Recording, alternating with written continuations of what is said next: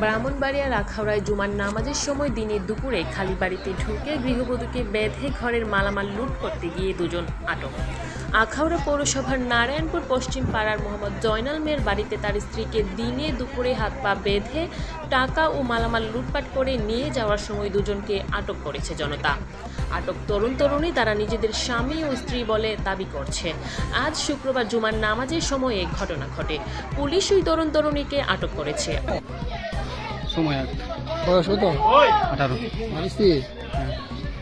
আটককৃতরা হলেন কসবা উপজেলার চণ্ডীদার এলাকার মৃত আব্দুর রহমানের ছেলে মোহাম্মদ সাইফুল ইসলাম সানি এবং একই উপজেলার চকচন্দ্রপুর এলাকার নাসির মিয়ার মেয়ে সুমাইয়া আক্তার। আটককৃত দুজনকে পরে পুলিশের কাছে হস্তান্তর করা হয়েছে। শাকিলা খুরশেদ, 24 নিউজ।